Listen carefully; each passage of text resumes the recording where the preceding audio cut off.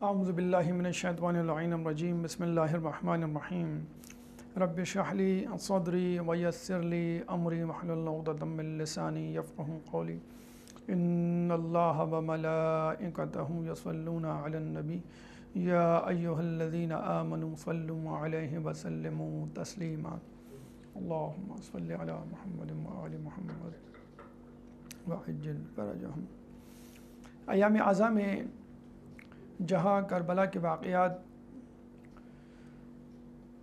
ممبروں سے پڑھے جاتے ہیں، ان پہ غور و خوض ہوتا ہے، وہاں پر ان واقعات کے دوران ایک شہادت اس شخصیت کی آتی ہے کہ جو کربلا کا عینی شاہد ہے، جو کربلا سے پہلے بھی موجود تھا، کربلا کے دوران ہونے والے واقعات اپنی آنکھوں سے دیکھ رہا تھا، اور کربلا کے بعد تقریباً 35 سال تک خون کے آنسو روتا رہا۔ اس عظیم شخصیت کا نام ویسے تو علی ہے، لیکن مشہور زین العابدین علیہ السلام کے حوالے سے ہے، اور یہ بھی شخصیت کے کمالات میں سے ایک بہت بڑا کمال ہے کہ انسان اپنی خصوصیات میں اتنا آگے بڑھ جائے کہ لوگ ان خصوصیات کی وجہ سے اس کے نام کو بھول جائیں اور اس کے لقب کو یاد رکھیں، اور جب لقب خدا کی طرف سے آتا ہو تو کیا کہنے، اگر لوگوں کی طرف سے آتا ہو تو بھی ایک بڑی بات ہے، لیکن خدا کی طرف سے عطا ہونے کا مطلب یہ ہے کہ بلا شبہ وہ خصوصیت اس شخصیت کے اندر موجود ہے۔ آپ کا لقب زین العابدین جو آپ کا نام بن چکا ہے، اس کے حوالے سے دو روایات ہمیں ملتی ہیں۔ ایک روایت یہ کہ قیامت کے دن رسول اکرم صلی اللہ علیہ وآلہ وسلم فرماتے ہیں، قیامت کے دن اللہ تعالیٰ ندا دے گا آئینہ زین العابدین، کہ زین العابدین کہاں ہیں؟ تو تمام امت، تمام افراد روز محشر میں جو کھڑے ہوں گے قیامت سے خاتم آدم سے خاتم سے قیامت تک، ان میں سے کسی کو یہ جرت نہیں ہوگی کہ وہ آگے بڑھ کر اللہ کے حضور کھڑا ہو۔ یہ علی ابن حسین ابن علی مرتضیٰ کی جرت ہوگی کہ وہ آگے آئیں گے اور اللہ تعالیٰ کے اس حکم کی بجاوری کریں گے، یعنی آپ ہی حقیقت میں زین العابدین ہیں۔ آپ کے لقب میں سید الساجدین بھی ہے، سجدے کرنے والوں کا سردار۔ قرآن میں سجدہ کرنے والوں کے حوالے سے ملائکہ کا تذکرہ ہے، اور عبادت کرنے والوں کے حوالے سے انبیاء کا تذکرہ ہے۔ تو آپ زین العابدین یعنی سجدہ کرنے والے یعنی انبیاء کے سردار، اور سجدہ کرنے والے یعنی ملائکہ کے سردار، اور زین العابدین عبادت کرنے والے انبیاء کی زینت۔ یعنی سجدہ فرشتوں سے منسوب ہے، قرآن میں عبادت انبیاء سے منسوب ہے۔ امام زین العابدین علیہ السلام نے ایسا سجدہ کیا کہ وہ سجدہ کرنے والوں کے سردار قرار پائے، اور ایسی عبادت کی کہ عبادت کرنے والوں کی زینت قرار پائے۔ اب ہمیں یہاں یہ دیکھنا ہے کہ انبیاء، ائمہ، اولیاء اللہ میں وہ کیا خصوصیات ہے کہ جو زین العابدین علیہ السلام میں اتنی زیادہ واضح ابھر کے سامنے آئی کہ آپ کو عبادت گزاروں کی زینت قرار دیا گیا۔ اس حوالے سے ہم دوسرا واقعہ تاریخ کی کتابوں میں پڑھتے ہیں زین العابدین، اور وہ یہ آپ ایک دفعہ نماز پڑھ رہے تھے، اور نماز پڑھنے کے دوران شیطان بشکل اژدہا آپ کے پاس آتا ہے اور آپ کے پاؤں کے انگوٹھے کو چبانے لگتا ہے۔ جب کافی دیر گزر جاتی ہے اور وہ یہ دیکھتا ہے کہ امام سجاد کی توجہ، ڈر اور خوف تو بہت دور کی بات، توجہ نماز سے نہیں ہٹاتے، اور بالکل بھی سانپ سے نہ خوف کھاتے ہیں نہ متوجہ ہوتے ہیں۔ تو وہ تھک ہار کے واپس چلا جاتا ہے، تو ہاتف غیبی سے آواز آتی ہے انت زین العابدین، یعنی اللہ تعالیٰ نے دنیا میں آپ کو زین العابدین کہہ دیا تھا، پھر قیامت میں پوچھے گا کہ جس کو میں نے زین العابدین کہا تھا آئین زین العابدین، وہ زین العابدین کہاں ہے، اسی لیے وہ آگے آئیں گے۔ دیکھیے، اگر ماں باپ کسی کا کوئی نام رکھتے ہیں تو اس نام کی لاج رکھنے کے لیے اس بچے کو بار بار تنبیہ کی جاتی ہے کہ دیکھو بیٹا، تمہارا نام تو ماں باپ نے اسد رکھا ہے مثلا، تمہیں شیر کی طرح بہادر ہونا چاہیے، ذکی رکھا ہے مثلا تمہارا نام، تو تمہیں ذہین ہونا چاہیے مثلا۔ تو نام کی لاج رکھنی پڑتی ہے، ماں باپ کی عزت رکھنی پڑتی ہے۔ اگر لقب ہو تو اور زیادہ ضروری ہوتا ہے کہ کیونکہ لوگوں نے مجھے مثلا زین العابدین مشہور کروا دیا ہے، اسد اللہ مشہور کروا دیا ہے، اور جب یہی لقب اللہ کی طرف سے آ جائے تو اللہ کا مان، اللہ کی جسے کہتے ہیں کہ بجا آوری میں کوئی دقیقہ فروگزاشت نہیں کرنا چاہیے۔ اور ہم یہ سمجھتے ہیں کہ اژدہے سے خوف کھانا، اژدہے سے ڈرنا، اپنی نماز کو منتشر جسے کہتے ہیں کہ منتشر ذہن کی طرح پڑھنا کیسے ممکن ہے آپ کے لیے؟ آپ تو اس کی اولاد ہیں، اس کے پوتے ہیں جو حیدر کرار غیر فرار تھا، جن کے بارے میں ملتا ہے کہ جب حضرت ابو طالب علیہ السلام مولا علی کو خانہ کعبہ میں ولادت کے بعد لے کر گھر آ رہے تھے تو عربوں نے روک لیا اور یہ کہا کہ بھئی رسم و رواج کے مطابق اس بچے کا امتحان ہوگا تاکہ پتہ چلے کہ یہ صحیح النسل ہے یا ولد الزنا ہے، نعوذ باللہ۔ اب اندازہ لگا لیجئے کہ عربوں میں زنا کاری کتنی عام تھی کہ ہر پیدا ہونے والے بچے پر شک کیا جاتا تھا، نہ صرف شک کیا جاتا تھا بلکہ اس کو زمین پر لٹا کے ایک خاص قسم کا ٹیسٹ، آج کل کی زبان میں ڈی این اے ٹیسٹ کہہ لیجیے، کنفرمیشن ٹیسٹ، وہ کیا جاتا تھا۔ وہ کیسے؟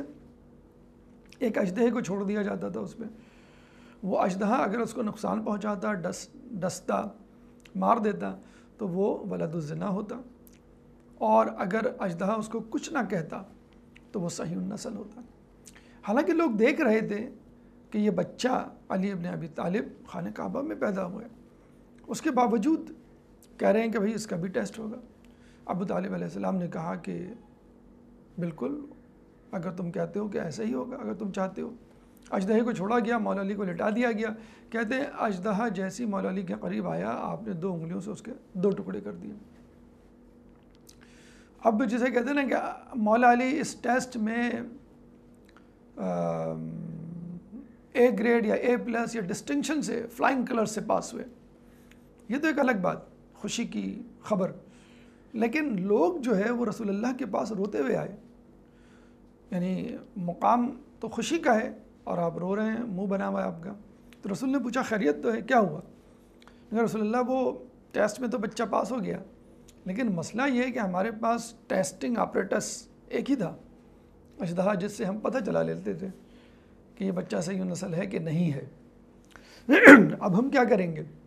اب جو بھی بچہ پیدا ہوگا کیسے اندازہ لگائیں گے؟ تو رسول نے بڑی خوبصورت بات کی، کہا کہ دیکھو وہ اژدہا جانور کبھی نہ کبھی تو مر جاتا، 10 سال بعد، 50 سال بعد، 100 سال بعد، پھر تم کیا کرتے؟ تو میں تمہیں آج ایک ایسا ٹیسٹ، ایسا میزان دیتا ہوں جس کے بعد پتہ چل جائے گا کون صحیح النسل ہے اور کون ولد الزنا ہے۔ بس جان لو کہ جس کے دل میں علی کی محبت ہوگی وہ صحیح النسل ہے، اور جس کے دل میں علی کے لیے کینہ بغض ہوگا وہ صحیح النسل نہیں ہے۔ تو آج تک بلکہ قیامت تک یہ کرائٹیریا ہے کہ علی کا ذکر سن کر جس کا چہرہ کھل جائے، خوش شاداں و فرحاں ہو جائے، تو سمجھ لیے وہ صحیح النسل ہے، اور اگر چہرہ مرجھا جائے، پیلا پڑ جائے، غم اور خوف کے آثار نمودار ہو جائیں تو سمجھ جائیے وہ بد نسل ہے۔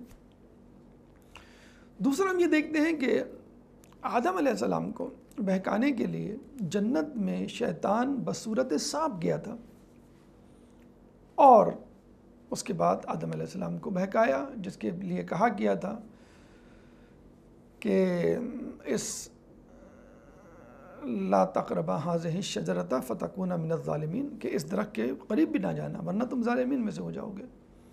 اور ایسی ان کو پٹی پڑھائی، قسم خدا کھائی، اور یہ کہا کہ یہ کھا لو تم ہمیشہ ہمیشہ زندہ رہو گے، اور بہت سارے جسے کہتے ہیں کہ طریقوں سے ورغلایا، اور وہ ورغلانے میں کامیاب ہو گیا، وہ ترک اولا کر بیٹھے، گناہ پھر بھی نہیں کیا۔ انبیاء معصوم ہوتے ہیں، معصیت گناہ سے دور ہوتے ہیں، اگر اللہ نے ان کو کسی سبب کوئی سزا دی ہوتی ہے تو وہ ترک اولا۔ ترک اولا کا مطلب ہے دو آپشنز ہیں آپ کے پاس، آپ نے بہتر آپشن لینے کی بجائے کم تر آپشن سلیکٹ کیا، تو اللہ تعالیٰ یہ بھی نہیں پسند کرتا اپنے پسندیدہ منتخب بندوں کے لیے خصوصی طور پہ کہ وہ کم تر آپشن کا انتخاب کریں۔ تو ہم یہی کہیں گے کہ شیطان جسے سانپ بن کر ترک اولا پر مجبور کر دیں اسے آدم کہتے ہیں، اور سانپ بن کر خود ہارنے پر مجبور ہو جائے، اپنی کوششیں ترک کرنے پر مجبور ہو جائے، اسے زین العابدین کہتے ہیں۔ بہرحال اللہ کے نیک بندوں کے لیے اللہ تعالیٰ نے کہا ہے کہ لا خوف علیہم ولا هم یحزنون، اور یہ جملہ قرآن میں 12 سے زیادہ مرتبہ آیا ہے، یعنی جو خالص مومن ہوتا ہے وہ کبھی گھبراتا نہیں، خوف زدہ نہیں ہوتا۔ چنانچہ مومن کبھی سانپ سے نہیں ڈرتا، یہ یاد رکھیے گا، اب وہ سانپ جو ہے میدان میں ہو یا غار میں ہو یا کسی بھی جگہ چھپا ہو۔ اب آئیے آگے کہ زین العابدین اور کسی کو یہ لقب کیوں نہیں نوازا گیا؟ قیامت میں فقط آپ کی شخصیت کیوں سامنے آئے گی اس ندا پر آئینہ زین العابدین؟ اللہ تعالیٰ نے اور لوگوں کو بھی تو عبادت کرتے ہوئے دیکھا ہوگا، انبیاء ہیں، اولیاء اللہ ہیں، لیکن آپ کو کیوں کہا انت زین العابدین؟ تو 3 اہم ہم سمجھتے ہیں کہ علماء اعلام کی طرف سے وجوہات بیان کی گئیں کہ یہ لقب خصوصی طور پہ آپ کو ہی کیوں دیا گیا۔ اچھا، یہ بات ذہن میں رہے، اس کا مطلب یہ نہیں کہ تمام یا دیگر ائمہ عبادت میں نعوذ باللہ ناقص تھے۔ پہلی بات تو یہ ذہن میں رکھ لیے، کلیہ جو علماء اعلام میں مشہور و معروف ہے کہ ہمارے 12 اماموں میں سب سے زیادہ پرعظمت، بہتر رسول کے بعد، بلکہ کائنات کی اگر ہم بات کریں تو سب سے بہترین شخصیت رسول اللہ کی شخصیت، اس کے بعد مولا علی، یعنی 12 اماموں میں مولا علی کی شخصیت سب سے ٹاپ پر، اور ویسے اوور آل رسول کے بعد۔ اس کے بعد جو 11 امام ہیں وہ مرتبہ مقام و فضیلت میں برابر ہیں، کسی کو باقر العلوم کہا گیا، کسی کو زین العابدین کہا گیا، کسی کو جسے کہتے ہیں کہ مہدی کہا گیا، کسی کو تقی، کسی کو نقی، کسی کو رضا، کسی کو کاظم۔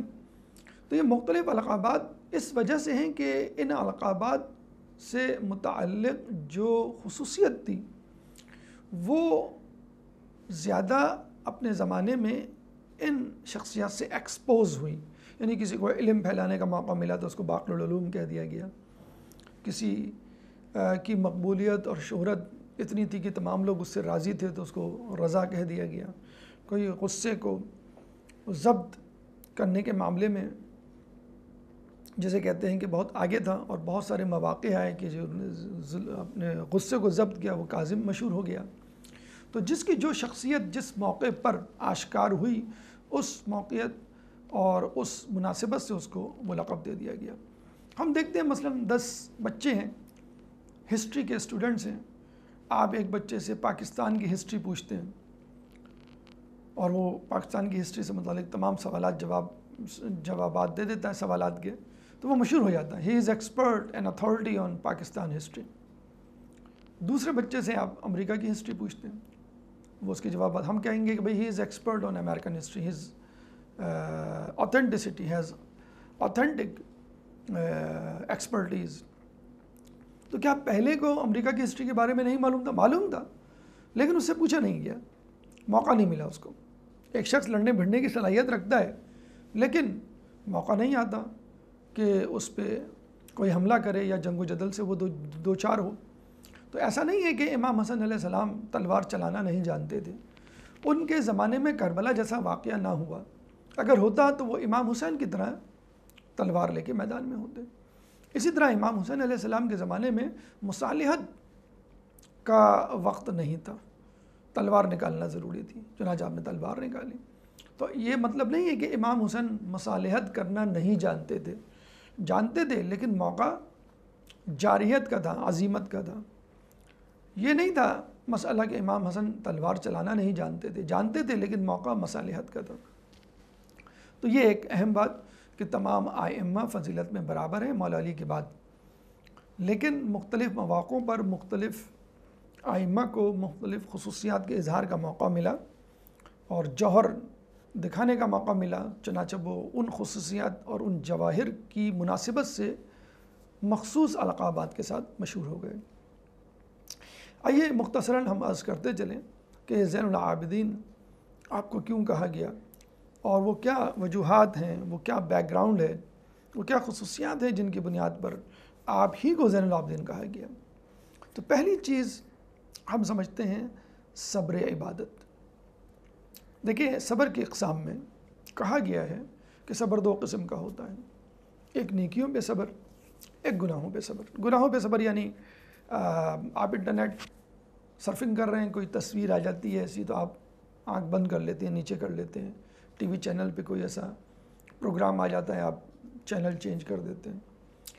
روزہ رکھا ہوا ہے آپ نے، کھانے پینے کی چیز آپ کے سامنے، لیکن آپ صبر کرتے ہیں کہ روزہ ٹوٹ جائے گا، گناہ ملے گا ماہ رمضان میں. نیکیوں پہ صبر کیا ہے؟ آپ سو رہے ہیں فجر میں، فجر کی نماز کا وقت ہو جاتا ہے، آپ چاہے 12 بجے سوئیں، چاہے 2 بجے سوئیں یا 8 بجے سوئیں، آپ کو مثلاً 5 بجے نماز کا وقت ہے تو 5 بجے اٹھنا ہے. تو آپ نے کیا نیکی پہ صبر کیا، یعنی جو کام کر رہے تھے اس کو چھوڑا اور اس کام کی طرف رغبت کی جس کی طرف خدا آپ کو بلا رہا ہے.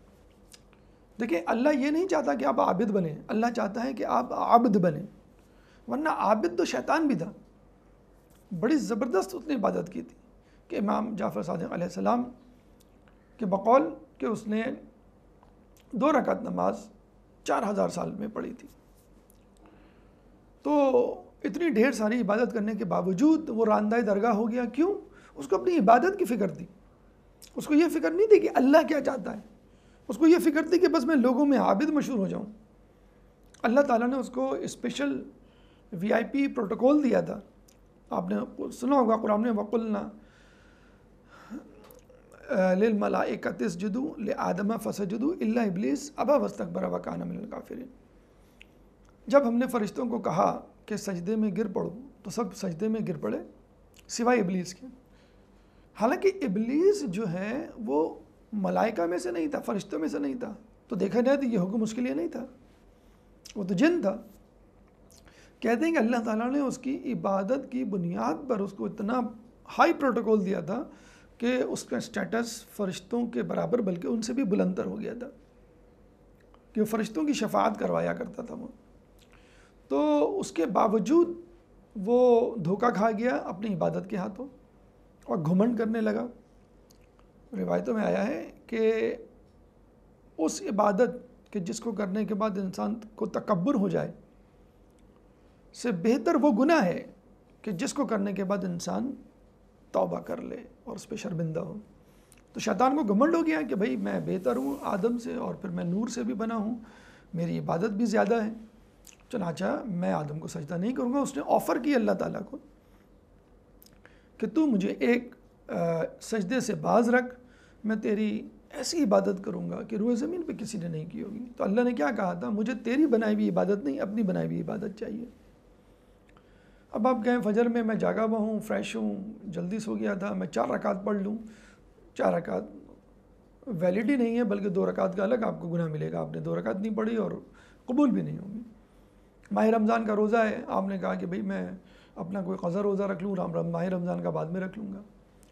یا آپ نے کہا کہ سردیوں میں رمضان آتا ہے، اس سے کیا فائدہ، میں تو گرمیوں میں رمضان کے روزے رکھوں گا۔ بھئی رمضان کے روزے آپ کو رمضان میں رکھنے ہیں، اب چاہے رمضان سردیوں میں آئے گرمیوں میں آئے۔ تو اس کو ہم کہتے ہیں عبدیت، عابد نہیں عبد بننا ہے۔ تو امام زین العابدین علیہ السلام عبد تھے، عابد نہ تھے۔ کیوں؟ کہ جب جس چیز کا حکم دیا گیا وہ کیا، اور بظاہر جو ہمیں نظر آتا ہے کہ ان کو کرنا چاہیے تھا وہ کام چھوڑ دیا۔ اب مجھے بتائیے کہ ایک شخص جو اپنے باپ کو خون میں لت پت کربلا کی زمین پر بے گور و کفن دیکھ رہا ہے اور مجبور ہے، لاچار ہے کہ تدفین تک نہیں کر سکتا، بدلہ تو بہت دور کی بات، جو اپنی پھوپھی کو، جو اپنی بہن کو، جو اپنے خانوادے کی ناموس کو بے مقنع و چادر بازار کوفہ دربار شام میں دیکھ رہا ہے اور غیرت کے مارے سر نہیں اٹھا رہا، اس سے زیادہ کربلا کا انتقام لینے کا سزاوار کون ہو سکتا ہے؟ اچھا، خصوصاً اس وقت جب حالات پلٹ جاتے ہیں، اہل بیت کے حق میں ہو جاتے ہیں۔ دربار شام میں ہم دیکھتے ہیں کہ یزید کی بیوی یزید کے خلاف ہو جاتی ہے، شامی وزیر مہمان یزید کے خلاف ہو جاتے ہیں، کوفے والے قاتلین امام حسین پر پتھر برساتے ہیں، لعن طعن کرتے ہیں، مدینے والے جب ان کو خبر پہنچتی ہے تو وہ معزول کر دیتے ہیں یزید کے گورنر کو اور اپنا گورنر بناتے ہیں۔ تو مدینے سے لے کے کوفہ، کوفہ سے لے کے شام تک کی فضا سازگار بن جاتی ہے۔ اس سے زیادہ بہتر موقع کیا ہو سکتا تھا امام زین العابدین علیہ السلام کے لیے کہ وہ انتقام لیتے؟ لیکن اللہ نے کہا کہ نہیں، تمہیں انتقام نہیں لینا، تمہیں عبادت پر توجہ دینی ہے۔ یعنی ایک بچہ جس کا باپ پٹ رہا ہے، تشدد ہو رہا ہے جس پر، اس کو کہا جائے کہ تم کمرے میں جا کے پڑھو، تم اپنا کام کرو، کیسے دل لگے گا اس کا پڑھائی میں؟ لیکن امام زین العابدین علیہ السلام نے کہا کہ بس جو تیری مرضی۔ اور دیکھا جائے تو انہوں نے اپنے پدر کی سنت پر عمل کیا۔ آپ کے پدر بزرگوار امام حسین مظلوم علیہ السلام حج کے لیے جاتے ہیں، عین حج کے موقع پر 8 ذی الحج کو کہا جاتا ہے کہ حج موقوف کر دو، معطل کر دو، منسوخ کر دو۔ کیوں؟ تمہیں کربلا جانا ہے، یعنی تسبیح چھوڑ دو، تلوار ہاتھ میں لے لو۔ میں کہوں گا یا خدا، 8 ذی الحج حج شروع ہوا جاتا ہے اور تو کہہ رہا ہے کہ حج چھوڑ دو۔ جو شخص ہر سال حج میں موجود رہتا ہے اس کو کہا جاتا ہے کہ تم جو ہے وہ حج چھوڑ دو۔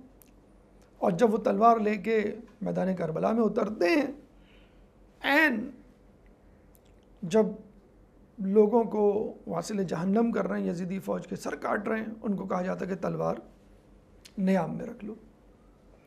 اور اللہ تعالیٰ آواز دیتا ہے، یا ایھا النفس المطمئنہ ارجعی الی ربک راضیۃ مرضیہ فادخلی فی عبادی وادخلی جنتی، کہ یہ اے نفس مطمئنہ اپنے رب کی طرف پلٹ جا، اس حالت میں کہ خدا تجھ سے راضی ہو تو خدا سے راضی، اس کی جنت میں داخل ہو جا۔ تو آپ یہ دیکھیں، یہ ٹیمپرامنٹ کہ آپ نماز پڑھنے جا رہے ہیں، حج کرنے جا رہے ہیں، تسبیح کرنے جا رہے ہیں، آپ کو کہا جا رہا ہے نہیں، جنگ کے میدان میں آ جاؤ۔ اور جب آپ جنگ کر رہے ہیں تو کہا جاتا ہے کہ نہیں، بس عصر کا وقت ہو گیا ہے، اب جو سجدے میں چلے جاؤ۔ یہ ہے عبدیت۔ تو انسان کو عبد بننا ہے، عابد نہیں۔ تو امام زین العابدین کو عابدوں کی زینت اس لیے کہا گیا، وہ ایسے عابد تھے کہ جن کی عبادت اللہ کے لیے تھی۔ جب کہا جائے عبادت کرو تو عبادت، جب کہا کہ عبادت نہ کرو تو عبادت نہیں۔ یعنی یہ نہیں کہ تم کیا چاہ رہے ہو، ماحول کس کے لیے سازگار ہے، اللہ کیا چاہ رہا ہے۔ اللہ یہ چاہ رہا ہے کہ تم عبادت میں مصروف ہو جاؤ، تم سجدوں میں چلے جاؤ، تم دعاؤں میں مصروف ہو جاؤ۔ اور یہ ایک بہت بڑا کمال ہے اور یہ بہت بڑا ہدف ہے جس کو آپ کے دادا امام علی مرتضیٰ نے بھی کیا، کہ عین حالت جنگ میں اپنا چہرہ آسمان کی طرف اٹھاتے ہیں اور لوگ پوچھتے ہیں کہ مولا کیا دیکھ رہے ہیں؟ مولا نے کہا میں یہ دیکھ رہا ہوں کہ ظہر کی نماز کا وقت ہوا کہ نہیں۔ کسی نے کہا آپ حالت جنگ میں ایسا کر رہے ہیں؟ تو مولا نے کہا میں اسی نماز کے لیے تو جنگ کر رہا ہوں۔ جبکہ حاکم شام جنگ صفین سے واپسی پر کیا کہتا ہے کہ لوگوں میں نے یہ جنگ نماز کے لیے تھوڑی کی ہے، روزے کے لیے تھوڑی کی ہے، حج کے لیے تھوڑی کی ہے، یہ تو تم کر رہے ہو، میں نے تو یہ جنگ اس لیے کی ہے کہ حکومت پہ میرا تسلط قائم ہو جائے۔ تو مولا علی، امام حسین اور جتنے بھی جانشین رسول ہیں، وہ سب کے سب یہ دیکھا کرتے تھے کہ اللہ کی مرضی کیا ہے، مولا علی کے لیے تو ہم دیکھتے ہیں کہ وہ حالت رکوع میں ہوتے ہیں اور سائل صدا دیتا ہے، اللہ چاہتا ہے کہ اس کی احتیاج کو پورا کیا جائے، اور مولا علی یہ نہیں کہ میری نماز ڈسٹرب ہو جائے گی، میں مکمل طور پہ رکوع سے محروم ہو جاؤں گا یا تھوڑا سا ناقص ہو جائے گا، رکوع کے اندر ہی اللہ کی رضا کو پورا کر رہے ہیں۔ یہ ہے اپنی عبادت کے وقت بھی یہ سوچنا کہ مجھے عبادت نہیں، مجھے اللہ تعالیٰ کی فرما برداری۔ اس کے بعد یہ تو ایک بات ہوئی کہ صبر عبادت پہ صبر، آپ کو کرنا کچھ اور ہے، جی کچھ اور کہہ رہا ہے، نفس کسی اور طرف کھینچ رہا ہے، اور آپ کہہ رہے ہیں کہ نہیں اللہ جو کہے گا بس میں وہ کروں گا۔ ایک تو صبر کہ انتقام سے ہٹ کر آپ نے اپنی توجہ عبادت پہ رکھی۔ نمبر 2، شدت عبادت، کوالٹی جسے ہم کہتے ہیں نا۔ اکثر آپ نے سنا ہوگا کہ بھئی کام کی کوالٹی دیکھو، کوانٹٹی نہ دیکھو، لیکن اگر کوانٹٹی بھی ہو تو کیا کہنے۔ مرزا غالب سے کسی نے کہا بھی آپ کی دنیا کی زندگی کی 2 اہم بڑی خواہشیں، تو آپ نے کہا کہ بھئی عام ہوں اور بہت سارے ہوں، یعنی کوالٹی بھی ہو کوانٹٹی بھی ہو۔ تو ہم دیکھتے ہیں امام زین العابدین علیہ السلام کی عبادت میں کوالٹی بھی تھی کوانٹٹی بھی تھی۔ کوانٹٹی یعنی 1000 رکعت ایک رات میں پڑھ لیا کرتے تھے، خرمے کے درخت تھے 500، ہر درخت کے نیچے 2 رکعت۔ اچھا، لوگ سن کر حیران بھی ہوتے ہیں اس روایت کو، اور ایک غیر شیعہ فرد نے امام عبدالحسین امینی صاحب غدیر سے کہا بھی کہ بھئی یہ روایت سمجھ میں نہیں آتی، 1000 رکعت ایک رکعت میں۔ تو علامہ امینی نے کہا کہ آج حرم امیر المومنین میں آ جاؤ، میں تمہیں ایک رات میں 1000 رکعت پڑھ کے دکھاتا ہوں۔ اور وہ گئے اور انہیں 1000 رکعت پڑھ کے دکھائی، اور practically speaking it is possible. آپ جو ہیں وہ مستحبات اگر ہٹا دیں تو آپ بھی پڑھ سکتے ہیں، کوئی اس میں مذائقہ نہیں ہے۔ تو یہ تو ہو گئی کوانٹٹی کی بات۔ اب آپ کہیں بھئی کوانٹٹی ہو تو پھر کوالٹی مینٹین نہیں رہتی، اب کوالٹی بھی دیکھ لیجئے امام زین العابدین علیہ السلام کی کیا کوالٹی ہے۔ نماز پڑھ رہے ہیں، بچہ بیٹا امام باقر علیہ السلام جب بچپن میں تھے وہ کنویں میں گر جاتے ہیں، چیخ پکار دہائی مچ جاتی ہے، آپ سکون سے نماز ختم کرتے ہیں، لوگ پریشان، آپ پر اطمینان طریقے سے کہتے ہیں اے پانی میری امانت واپس کر دے۔ کنویں کا پانی اوپر آتا ہے، امام باقر علیہ السلام اس طرح اترتے ہیں جیسے سیڑھی سے اترتے ہیں۔ نماز پڑھ رہے ہیں، گھر میں آگ لگ جاتی ہے، لوگ پریشان، لیکن آپ پرسکون طریقے سے خشوع و خضوع کے ساتھ، استقراق کے ساتھ، پوری کنسنٹریشن کے ساتھ اپنی نماز میں مشغول۔ نماز ختم کرتے ہیں تو لوگ کہتے ہیں کہ بھئی آگ لگ گئی تھی، آپ کو کچھ ہوش نہیں تھا، آپ کو پتہ نہیں چلا۔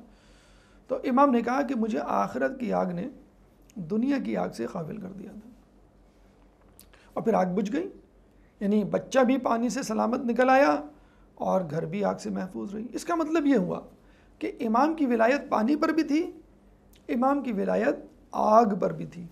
تو کیا یہ امام کربلا میں زمین سے پانی نہیں نکال سکتا تھا؟ کیا یہ امام شامی غریبہ کی آگ کو نہیں بجھا سکتا تھا؟ ارے آپ تو وہ ہیں کہ جس کی دادی آگ سے چھڑانے والی ہے، فاطمہ، اور امام سجاد اور امام حسین کی تو کیا ہی بات۔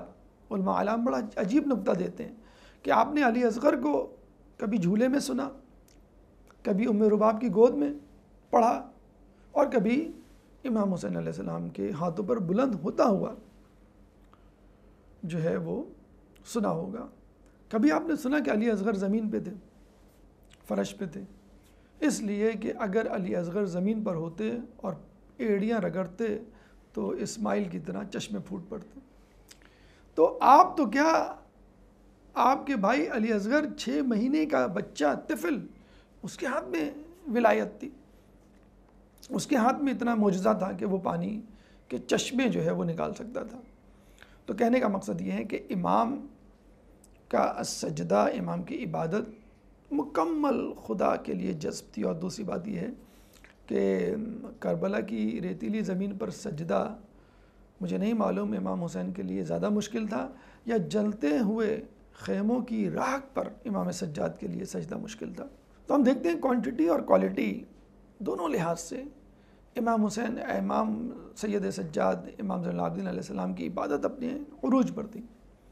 عبادت ہی کے حوالے سے دعا، جس کو ہم اکثر بھول جاتے ہیں کہ دعا عبادت سے ہٹ کرے، یہ بھی عبادت کا ایک جز ہے۔ اور جو کام بی بی زینب سلام اللہ علیہا نے اپنے خطبوں میں کیا کوفہ کے بازاروں میں، دربار شام میں، وہی کام امام سجاد نے اپنی دعاؤں سے لیا۔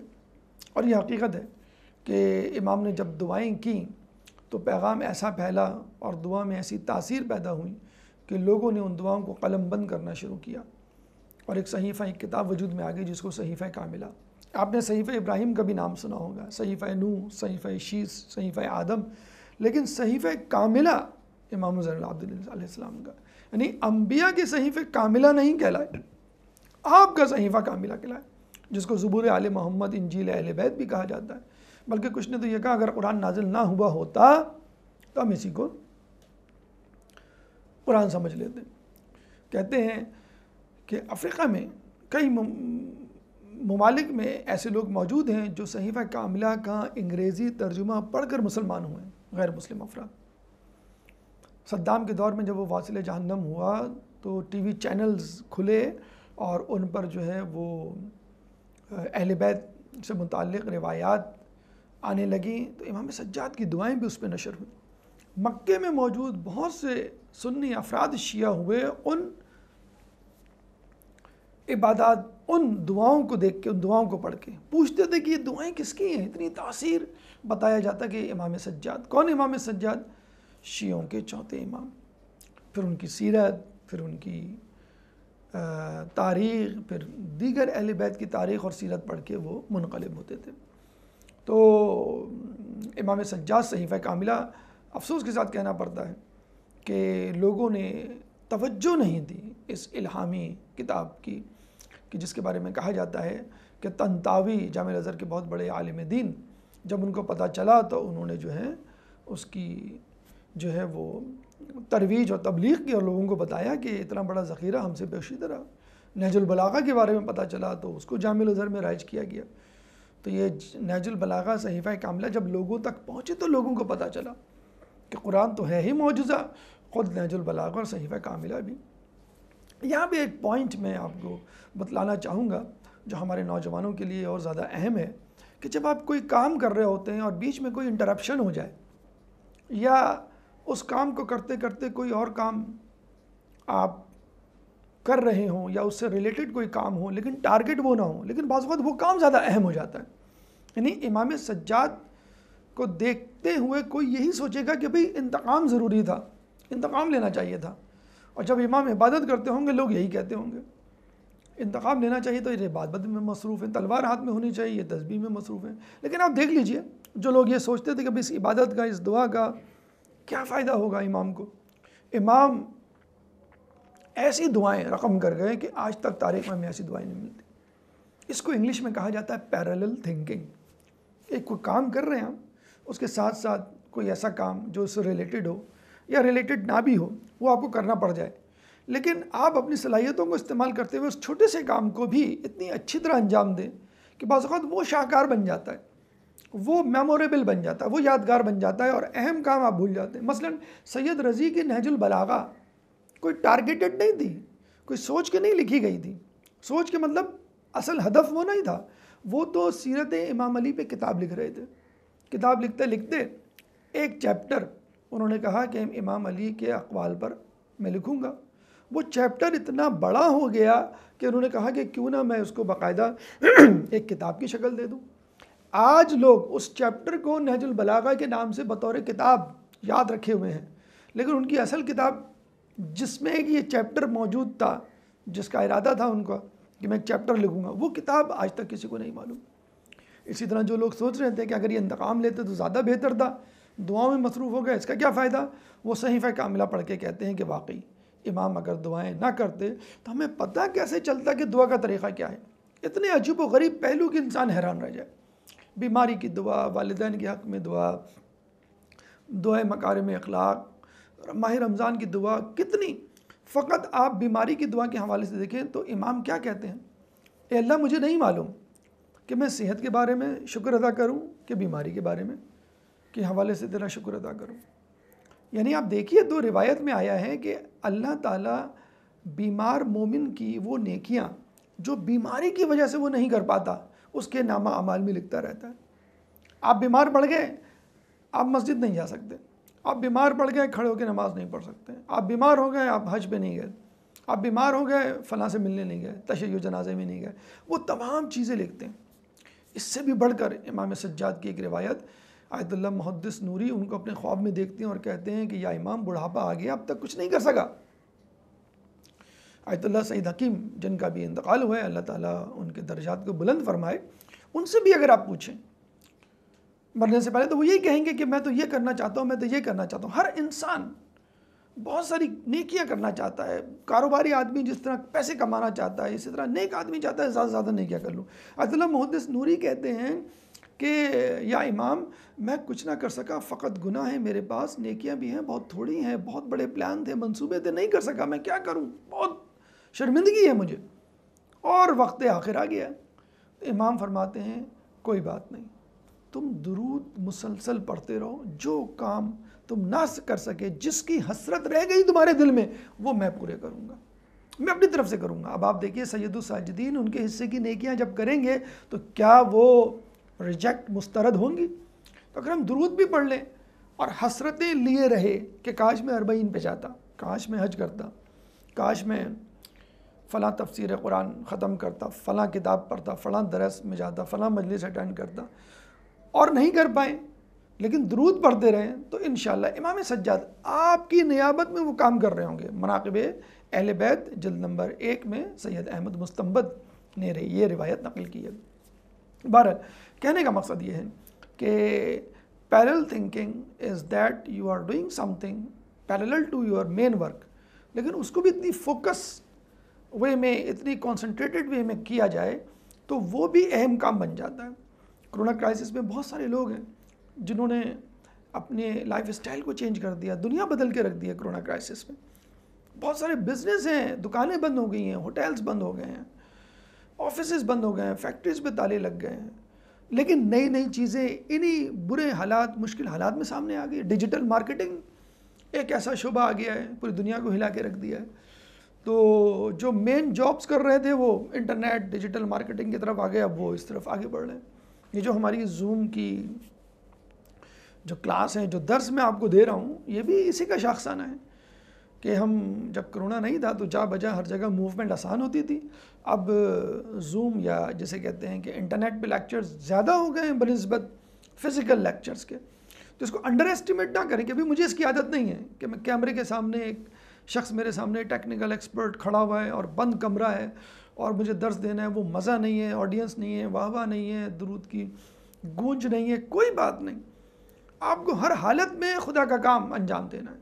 اب امام یہ کہتے ہیں کہ بھائی حج کا موڈ ہو رہا ہے، 8 ذی الحجہ میں کربلا نہیں جا رہا، تو کربلا کیسے برپا ہوتی؟ پھر کربلا کے میدان میں تلوار ہاتھ میں، امام کو کہا جا رہا ہے کہ نہیں بھائی بس اب تم سجدہ کرو، اب وقت عصر آ گیا ہے. تو امام نے کہا بھائی لڑنے کا موڈ ہو رہا ہے، میں فل پیک پہ ہوں، فل سوئنگ پر ہوں، بہت سارے لوگوں کو واصل جہنم کیا ہے، لیٹ می ڈو مور. نہیں، اللہ کہہ رہا ہے کہ بس آپ نیند میں ہیں اور آپ کو اٹھایا جا رہا ہے. تو یہ کیا ہے؟ عبد بننا ہے، پیرلل تھنکنگ، کہ بس جو اللہ کہہ رہا ہے وہ کریں اور اتنے خشوع و خضوع سے کریں کہ بس بعض اوقات اللہ تعالیٰ اس میں اتنی برکت ڈال دیتا ہے. تیسری اہم چیز ہم امام کے حوالے سے یہ کہیں گے، امام زین العابدین کیوں مشہور ہوئے؟ وہ اس لیے مشہور ہوئے کہ میں آپ کو مثال دیتا ہوں کہ اسٹوڈنٹ ہے اور وہ دن رات پڑھتا رہتا ہے اور وہ اچھے نمبروں سے پاس ہو جاتا ہے. ایک اسٹوڈنٹ ہے جو پڑھتا بھی ہے اور پھر سائڈ میں ایک پارٹ ٹائم جاب بھی کرتا ہے 3-4 گھنٹے. انگلینڈ، امریکہ، یورپ میں بہت سارے ایسے اسٹوڈنٹس کی مثالیں آپ کو مل جائیں گی. اس کے باوجود وہ فلائنگ کلر سے پاس ہوتا ہے، یعنی وہ بھی اے گریڈ لا رہا ہے، یہ بھی اے گریڈ لا رہا ہے. کون آپ کے نزدیک زیادہ بہتر ہوگا؟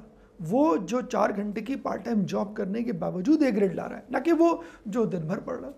امام سجاد فقط عبادت نہیں کرتے تھے، ہم یہ سمجھ رہے ہیں بس وہ دن بھر ان کو کام ہی نہیں تھا کوئی، بس عبادت میں گریہ و زاری میں مصروف. نہیں، امام راتوں کو جاگ کر لوگوں کے گھروں میں دستک دے کر اپنے ہاتھوں سے تھیلا پشت پر ڈالے ان کو روٹیاں تقسیم کرتے تھے، ان کی احتیاج پوری کیا کرتے تھے. کنیز سے جب کسی نے پوچھا امام کے بارے میں کچھ بتاؤ تو امام اس نے کہا مختصر یا تفصیلاً؟ مختصر. تو یہ کنیز نے کیا کہا، میں نے دن میں کبھی دستر نہیں لگایا، رات میں کبھی بستر نہیں لگایا۔ ذوالصفنات جو ہم کہتے ہیں، گٹھوں والا، پیوند والا، کہتے ہیں کہ ان کے سجدے کے نشانات تھے جو تقریباً 5 تھے، ان کو سال میں 2 مرتبہ کاٹا جاتا ہے۔ ایک گٹھا ان کی پشت پر بھی تھا کہ جو تھیلے کی وجہ سے، جو رات بھر تھیلا اٹھا کے پھرتے تھے، اپنے غلام کو بھی کہہ سکتے تھے، وہ خود تھیلا اٹھا کے پھرتے تھے اور غریبوں میں کھانا تقسیم کرتے تھے۔ تو آپ نہ صرف عبادت کیا کرتے تھے، اسی رات لوگوں میں کھانا بھی تقسیم کیا کرتے تھے۔ پھر صبح لوگوں کے ساتھ، اہل مدینہ کے ساتھ، اہل احباب دوستوں کے ساتھ ناشتہ بھی کرتے تھے، یعنی کہیں کسی جگہ ایبسنٹ نہیں تھے۔ ہمارے ہاں اگر کوئی بچہ اچھا اسٹوڈنٹ تو وہ سوشل نہیں ہوگا اتنا، کوئی پولیٹیشین ہے تو وہ گھر والوں کو ٹائم نہیں دے رہا ہوگا، کوئی شاعر ہے تو وہ پریکٹیکل لائف میں اتنا کامیاب نہیں ہوگا۔ لیکن امام دیکھیں، آپ اپنی عبادت بھی کر رہے ہیں، لوگوں کی اعانت، ہیلپ بھی کر رہے ہیں، اور لوگوں کے ساتھ سوشل لائف بھی گزار رہے ہیں۔ کھانا ناشتہ ہوا کرتا تھا مدینے کے لوگوں کے ساتھ، اکثر سویٹ ڈش، بلکہ ڈیلی سویٹ ڈش آتی تھی۔ صرف ایک دن نہیں آئی تھی، جس دن حرملہ کا سر آیا تھا، جس دن عمر سعد کا سر آیا تھا، اور امام نے بد دعا دی تھی ابن زیاد کا جب سر آیا تھا کہ وہ ناشتہ کر رہا تھا ملعون، تو آپ نے کہا تھا کہ اے اللہ، جب میں ناشتہ کر رہا ہوں تو اس کا سر آئے۔ امام کی دعا پوری ہوئی۔ اس دن امام نے سویٹ ڈش نہیں تقسیم کی، تو لوگوں نے پوچھا خیریت، کہنے بس یہ خوشی کی خبر سویٹ ڈش کے برابر ہے۔ تو کہنے کا مقصد یہ ہے کہ امام کے زین العابدین علیہ السلام کے لقب کے 3 اسباب اور 3 میسیجز۔ نمبر 1 میسیج، صبر عبادت، کہ آپ کو عبادت پہ صبر کرنا ہے۔ آپ کوئی بھی کام کر رہے ہیں، اسکول کا، کمپیوٹر پہ بیٹھے ہوئے ہیں، سو رہے ہیں، اللہ نے جب آواز دی تو آپ کو وہ کام کرنا چاہیے۔ اگر آپ نماز پڑھ رہے ہیں اور اس سے زیادہ اہم کام آ گیا ہے، مثلا نفل نماز کی میں بات کر رہا ہوں، اور آپ کی ماں آواز دے رہی ہے، تو نفل نماز توڑ دینی چاہیے۔ بہتر ہے کہ ماں کی آواز، واجب نہیں نفل نماز، باپ کی آواز پر نہیں، ماں کی آواز پر۔ یہ ہے جسے کہتے ہیں کہ عبد بننا۔ اللہ کیا چاہ رہا ہے، یہ نہیں کہ میں نے اتنی رکعت پڑھ لی، اتنے سپارے پڑھ لیے، اتنے حج کر لیے۔ نمبر 2 شدت عبادت۔ آپ کی عبادت میں نہ صرف کوانٹٹی ہو بلکہ کوالٹی ہو، ایسی کوالٹی کہ آپ آس پاس کی چیزوں کو بھول جائیں۔ ہم خیر اس لیول پہ تو نہیں جا سکتے کہ گھر میں آگ لگی ہو اور ہمیں کچھ نہ ہو، کم از کم اس لیول پہ تو جا سکتے ہیں کہ کم از کم نماز کے دوران ہماری توجہ نماز میں رہے۔ کہتے ہیں کہ نماز اتنی ہی قبول ہوتی ہے جتنی دیر آپ کی توجہ نماز میں ہوتی ہے۔ تیسری بات کہ صرف اللہ کے حقوق کو ذہن میں نہیں رکھنا ہے، بندوں کے حقوق کو بھی ذہن میں رکھنا ہے۔ خود امام زین العابدین علیہ السلام کا قول ہے کہ اللہ تمام گناہ معاف کر دے گا، 2 گناہ معاف نہیں کرے گا۔ نمبر 1 تقیہ کو ترک کرنا، یعنی بہت ضروری ہے تقیہ کرنا آج کل کے دور میں، خصوصی طور پہ اپنے ہر عقیدے کا اظہار ہر کسی کے سامنے نہیں کرنا۔ نمبر 2 لوگوں کے حقوق کی رعایت نہیں کرنا، ماں باپ، بہن بھائی، شوہر، بیوی، بچے، دوست احباب، آپ کی کیا ذمہ داری ہے، ان کے کیا حقوق ہیں آپ پر۔ یہ نہیں کہ بس میں بزنس مین ہوں، کاروبار میں لگا ہوں، میں مصروف ہوں، میں عبادت گزار ہوں، عبادت میں لگا ہوں، دوسرے وہ لوگ کام کریں، نہیں، آپ کو ان کی ذمہ داری بھی پوری کرنی ہے۔ امام زین العابدین علیہ السلام کی طرح کہ راتوں کو وہ کھانا بھی تقسیم کرتے تھے اور عبادت بھی کرتے تھے۔ تو اللہ تعالیٰ سے دعا ہے کہ امام زین العابدین علیہ السلام کی عبادت کو سمجھنے کی، اس کی معرفت حاصل کرنے کی توفیق عطا فرما، اور لوگوں کے حقوق کی رعایت کرنے کی توفیق عطا فرما۔ ہماری عبادت میں وہ خوشی و خضوع ہمیں دے کہ جو اللہ تعالیٰ اس کو قبول کر لے، اور نیکیوں پر صبر کرنے کی توفیق عطا فرما کہ جو مشکلات ہو نیکیوں پر ہمارا دل متوجہ نہ بھی ہو تو ہمارے دل کو متوجہ کر دے۔ اللہ تعالیٰ سے دعا ہے کہ جو پریشان حال ہے ان کی پریشانی کو دور فرما، جو بے روزگار ہیں ان کو رزق حلال عطا فرما، جو رزق حلال کما رہے ہیں ان کے رزق حلال میں برکت عطا فرما، جو بے روزگار ہیں ان کو روزگار عطا فرما، جو مقروض ہیں ان کے قرضوں کو عطا فرما، جو زندان میں ہیں ان کو رہائی عطا فرما، جو گمشدہ ہیں ان کو ان کے پیاروں سے ملا، جو منزل تک نہیں پہنچ سکے ان کو ان کے سفر سے منزل تک پہنچا۔ کرونا جیسی متعدی بیماری سے ہم تمام لوگوں کو محفوظ فرما، مسلمان دنیا میں جہاں جہاں ظلم و ستم کا نشانہ بنے ہوئے ان سے ظلم و ستم کو دور فرما، امام کے ظہور میں تعجیل فرما، ہمیں ان کے انصار و اعوان میں شامل فرما۔ ربنا تقبل منا انك انت السميع العليم وتب علينا انك انت التواب الرحيم برحمتك يا ارحم الراحمين۔